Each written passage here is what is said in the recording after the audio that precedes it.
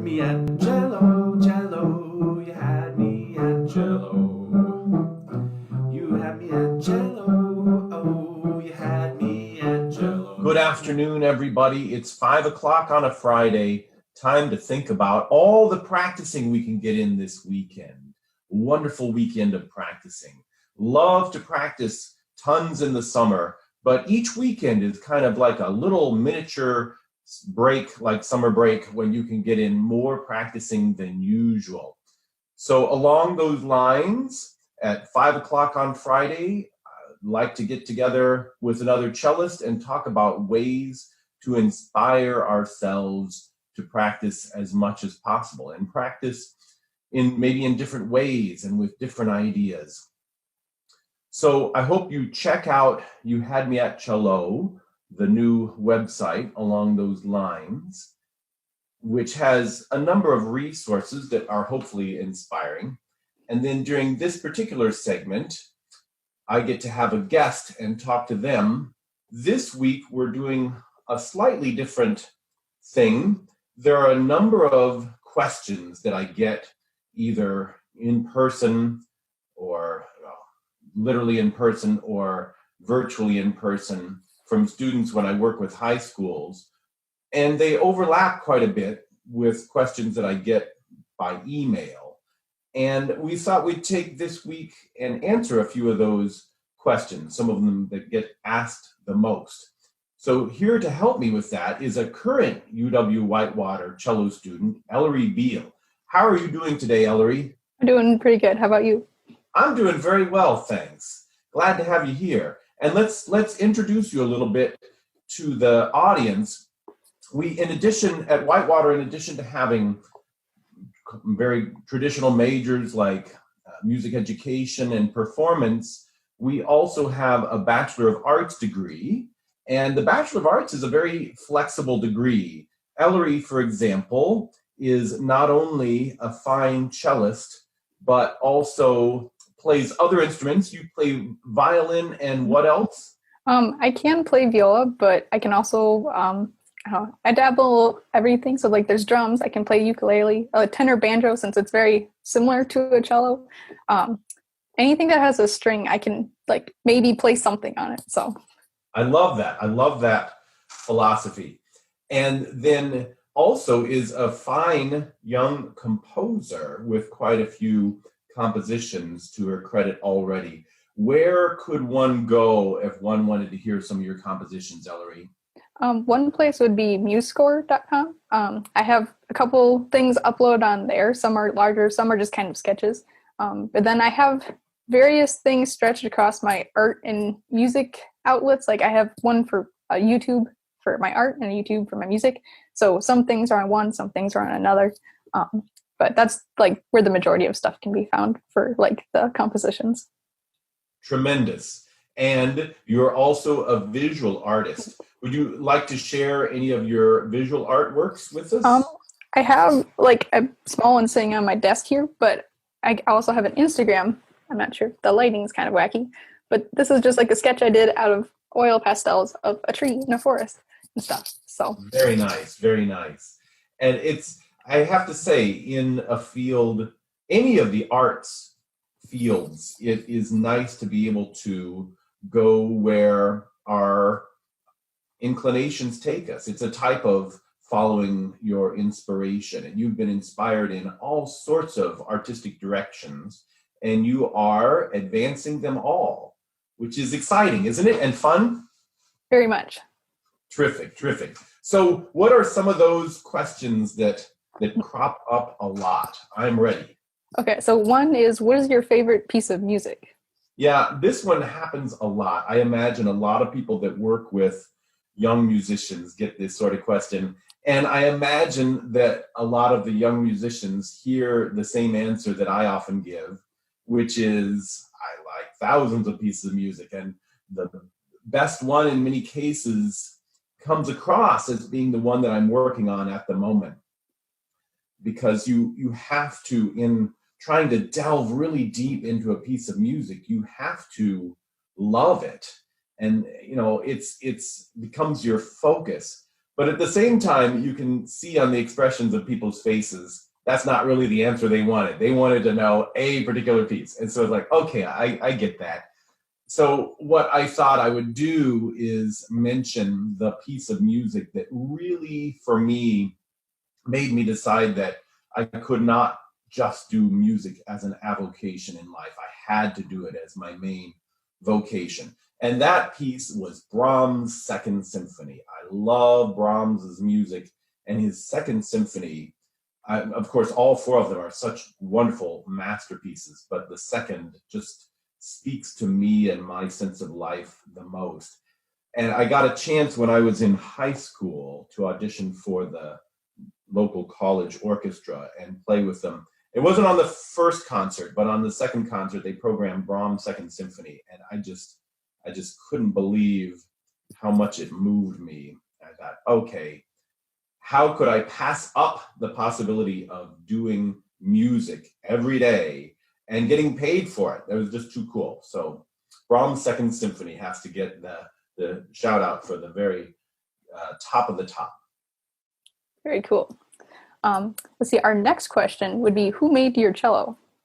Yes, so I have several cellos, maybe more than I need, but the one that I like, I have an old German, for example, and a Baroque cello and an electric cello, so they're not all the same function. But my favorite one is a copy of a Ruddigore made by Raymond Schreier, a Canadian maker. I had been looking at English and French and Italian cellos, but this beautiful instrument, I just love its flexibility and adaptability, whether I'm playing chamber music or a concerto. It's very versatile, and it always has a sweet tone. So Raymond Schreier made it in 2002. I was the first person to play on it, and it's broken in quite a bit in the past 2 decades. So it had a beautiful sound 20 years ago, and it just keeps getting more so. Isn't it fun to find an instrument that just, they say, keep looking around until you find one that you fall in love with. And you go, well, this one I like better than that one, and this one I like a lot. But then you find one, you go, aha. And that has definitely been the aha instrument for me. That's the best feeling, too, to find the aha instrument. Yes. Let's see. And then the next question I have is, how do you memorize so much music?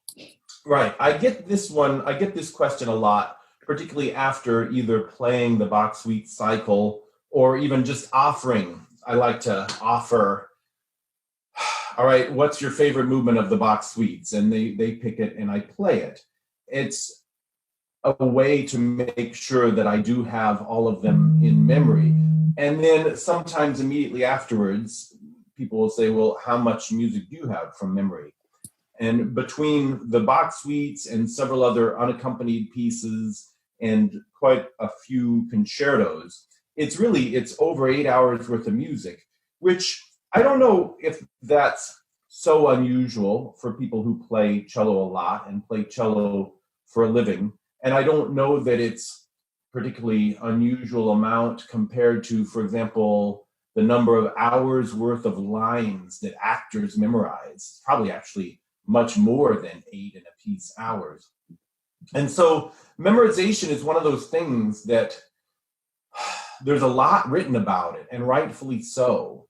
And it's an important facet of playing a musical instrument, even if the extent of your ambitions are to play, even if your favorite thing to do, I should say, with your instrument is to play in a large ensemble where you're not required to play from memory. But using the other side of the brain, practicing from memory, it really can lead to different ways of playing the piece and stuff.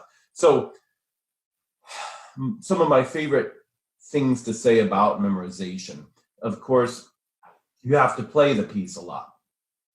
But if you play it and your brain is never expecting to play it from memory, so if it is a symphony that you played a whole lot and practiced a whole lot, it may not be lodging in the memory unless you do something proactively to think about memorizing it.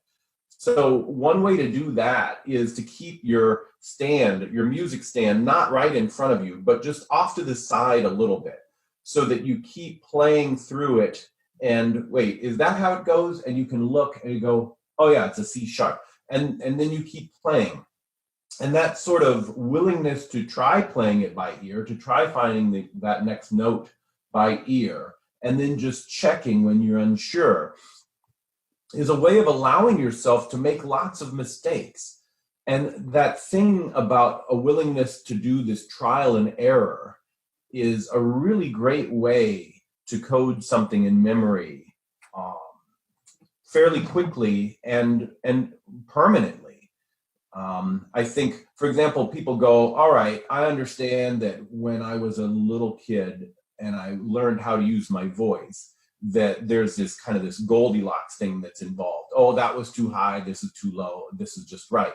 But it happens all the time. A kid is always going higher and lower and higher and lower. So it's never just a thing of you do it once and now you know exactly. You have to be constantly willing to do that trial and error. So I think that, and then the last thing, because it's a big question and it's kind of hard to answer it concisely. There's so much to it. But the other thing I do want to say, I always like to mention, is that there's one thing to get a piece enough from memory that you can play it just for yourself in the practice room. And it's another thing to get to where, with all the lights on you and all the people looking at you, and one chance to get it right, that you get it right. And there, it really seems to me that there's a big difference between the tiny little memory slips that feel to you like a memory slip, but you recover from them right away, like riding a bike and hitting a rock, but staying upright, compared to the sorts of memory slips that where you just go blank and you don't know what the next note is at all. And of course, the first kind, you really shouldn't worry about in the long run. You make a tiny little grace note of a memory slip and people won't even remember it in a live performance, or they'll think, oh, what an interesting, that person may have a different edition than what I'm used to. It. But the trying to avoid the ones where you just stop cold. I think some nice tricks for that are to get out some staff paper and write down the whole piece from memory. Very good way to make sure that you really do know it. And then to practice the piece from memory backwards, the last phrase and then the phrase before that, so that you kind of literally know the piece forward and backwards. And then also sometimes when you're playing it from memory, even a phrase at a time, you continue a note or two or three notes into the next phrase is a way to kind of constantly be dovetailing the sections together in your mind. So a long answer, but a big and important topic. Okay. So then the next question we have is, when we shift as cellists, we find ourselves out of tune more so than we would like to be. So what should we do then to combat this, right. Out of tuneness? Yeah, so questions about intonation in general, improving intonation, do show up a lot, but that's even broader than the memorization question. So this one will be, if we do this again with some more questions, maybe we'll tackle another facet of intonation. But when it comes to shifting, if it's the shifts that feel like they're unreliable, I think the thing I'd like to say about that is it's often an issue of timing. And how do I mean timing? Well, it could be more than one aspect of timing that's throwing things off. So sometimes it's a matter of the timing of the left and the right hand together.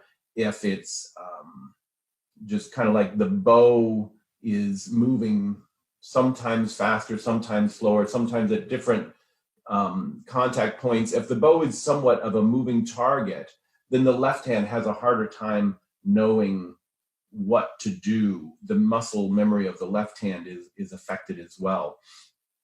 And then also a willingness to use things like dotted rhythms, grace notes to practice arriving earlier at the note, getting the left hand there and comfortable before the right hand attacks it, even if it means distorting it to a point that it's no longer in the rhythm that you're actually going to be performing it, but you use that as a way, like a scaffolding, a technique to make sure that the hand understands that distance, and then you put back in the rhythm as written.